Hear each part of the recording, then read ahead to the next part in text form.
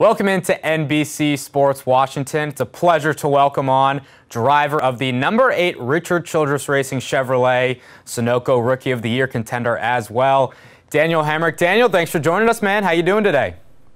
I'm good. How about yourself? Not too bad, my friend. Not too bad.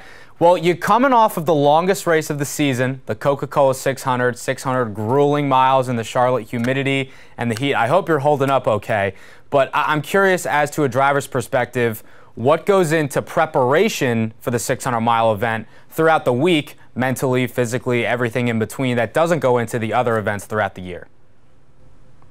You know, typically you're just really focused on your hydration and the things that you know as a driver you can suffer with if you don't do it properly. So between the fluid you're putting into your body and the amount of fluid you're putting in, there's also the food. You know, the food that holds water better to keep your body holding the water is obviously important. You know, throughout the Coke 600, you usually lose anywhere from 9 to 11 pounds, depending on body weight, and it's important and very crucial to make sure you manage your heart rate and the things leading up to the race to make sure your body's prepared.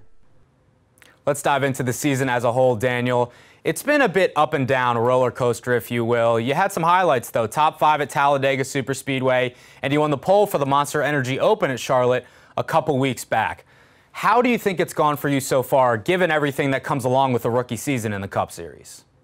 You know, it's had its ups and downs for sure. You know, anytime you're a rookie to anything, you know there's going to be hurdles that you're forced and you're going to be forced to overcome. I think as a race team, we've done a good job of kind of maximizing some of those days, but we've also kind of fell short on obtaining some of our goals, and we're hoping to already lock ourselves into the All-Star by the time we got there, and we weren't able to do that, but we're able to back it up with a strong qualifying effort and a strong performance. But there's just been those, it's kind of been a year of a grind, just trying to take the days that have gone fairly well and look at the silver lining and what you could have done better, but also the things you did good. You got to make sure you enjoy those moments because you know it's tough to come by. This is a tough sport, and you're a rookie. You're trying to learn and grow as a race team, and I think we're slowly but surely putting one foot in front of the other and hitting our stride when we need to here at this part of the year.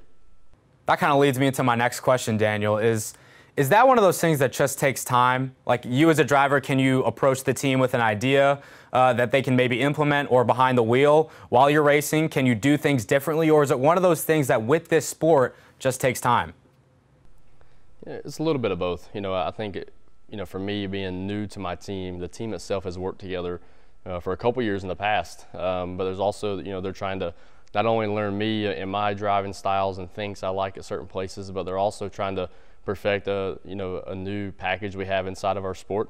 And we don't have a lot of history to go off of because of that. So it's been a lot of learning, along the way together, having a lot of confidence in one another and trusting each other's guidance to get us where we want to get to. But when you have days, if you don't finish races and whatnot, you got to try to piece, the things that you did good and the things you didn't, and pull that out of it and use that to move forward. And as a new group together, that does take time to figure those things out. But it's also comes down to leadership. I have a great leader in Luke Lambert, and he's done an incredible job of getting our group and keeping our group pumped up and making us all feel like we're doing our jobs to the best of our abilities, and that allows us to grow and get better each week. And you touched on that. You've obviously ran in the Xfinity Series a couple years back, making the championship 4 with RCR. And you also have a lot of truck starts with Brad Keselowski Racing.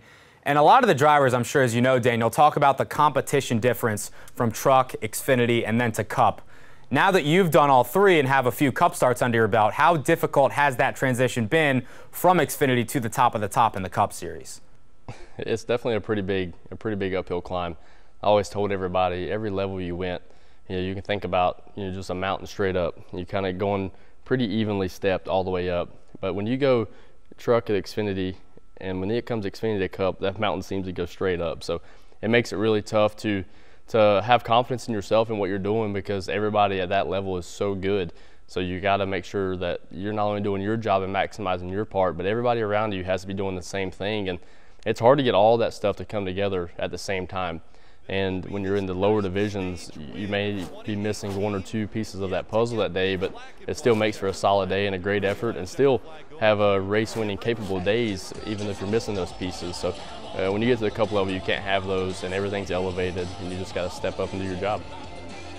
Obviously, we've been talking about your organization this whole time, Richard Childress Racing, iconic in every sense of the word. What's it like to drive not only for this organization, but one that's in its 50th year of existence with a ton of history that comes along with it? And oh, by the way, your team owner and your boss is a NASCAR Hall of Famer in Richard Childress. You know, I could have never dreamed that I'd ever drive, you know, for the guy himself, Richard Childress. Myself being a huge Dale Sr. fan growing up, and with RCR, you know, in my opinion as a kid, you know, through the 90s and 2000s, you know, that was the pinnacle of our sport. So fast forward all these years, and here I am, you know, driving the number 8 for Richard Childress in his 50th year.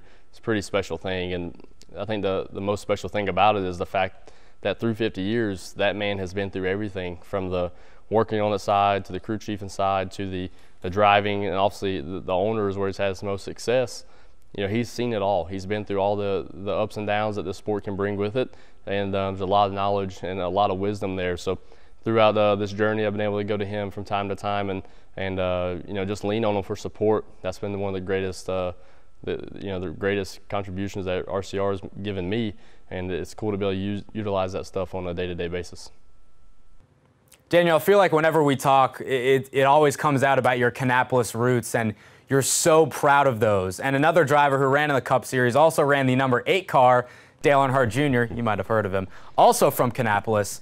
What is it about being from there that gives you so much pride and a sense of accomplishment, talking about it openly all the time? Oh, it's a huge amount of pride, I feel. You know, obviously knowing the Earnhardt's legacy and coming from the same background, same hometown as myself, you know, that's nothing at all that was overshadowed, you know, from my vantage point as a kid. I didn't have to go very far to feel the Earnhardt presence in our town, and it really showed that, you know, just everyday average blue-collar people could still succeed if they were able to put their head down and grind it out through the tough times. And that's kind of what fueled me as a kid to continue this path of wanting to be a Cup driver one day. And like I said, you can think about it and dream about it, but you never really think it's actually obtainable. But you know, I started racing at 5 years old, and 23 years later, here I am. Speaking of drivers you've heard of, Carl Edwards. I know you know where I'm going with this one, Daniel. Carl Edwards obviously known for his patented backflips off of his race car after he wins a race. And those of you that don't know, Daniel does the same thing. He hasn't gotten a chance to do it yet in the National Series, but you do backflips off your race car after you win. Where did that originate from? Yeah, for me it originated because of Carl Edwards. I was watching the truck race when he actually won his first truck race, and saw him get on the bed of the truck and do the backflip. I thought, man, that's pretty special deal there.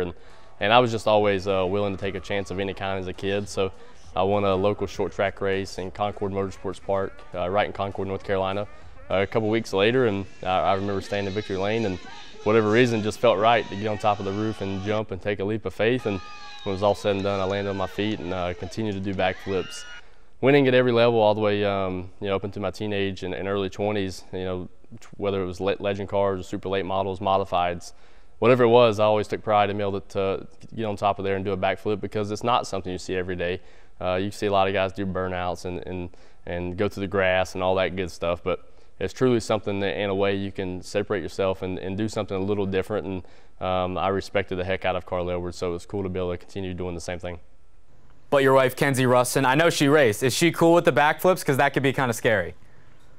Yeah, she's very cool with it. Actually, I think back to her and I meeting many years ago. We were both racing legend cars in Monroe, Louisiana, and it was 5 races in a row, you know, Monday through Friday. And she was in a lower division. She won all her races, and I won all my races that week. So she got pretty accustomed to seeing the backflip pretty quick. Racing runs deep in the Hemric family for sure. Daniel, we see on your shirt you're joining us on behalf of Kalahari Resorts and Conventions. They're entering their 4th year of a partnership with RCR, and you just unveiled a cool paint scheme for this upcoming weekend at Pocono. Tell us about the partnership.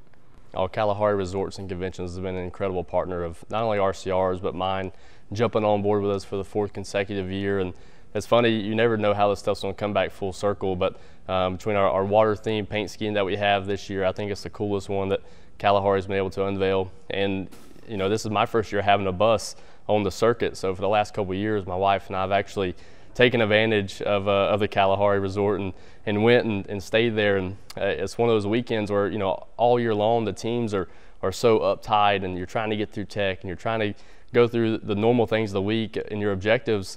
But when we go to the Poconos, it's so much fun because everybody knows they want to get through tech, they want to leave the racetrack as quick as you can after we're done in the cars because you want to go have a good time. They offer that between being the America's largest water park and resort to to all the fine dining and all the things that come with a Kalahari. It's so cool to see the teams be able to have time to enjoy it when we go there, and that's what we're looking forward to doing this weekend. Looking past this upcoming weekend at Pocono and at the 2019 season as a whole, Daniel, I know it's kind of tough to forecast the what ifs and the what could be's. But when you cross the finish line in Miami and you look back on this 2019 season, your rookie campaign as a whole, what will you and the number 8 team as a whole consider a success?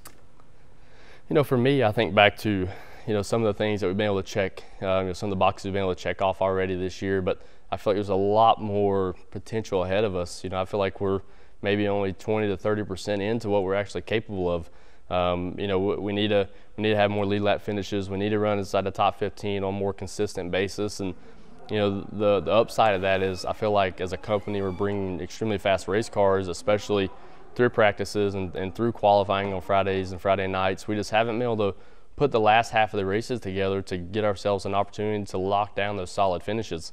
I have all the faith in the world in my 8 team and all of our people in high ups at RCR that they're giving us the right parts and pieces. We just got to be able to connect the dots and have it all come together at the right time throughout the weekends. But I think if we can just get 2 or 3 of those strung together, that our potential, it's really it's an unknown. I don't know how far we can go, but I know it's extremely higher than what we've been able to accomplish so far this year. And hopefully in the next couple of weeks we can tap into that and continue to carry on what we think is a really good thing together.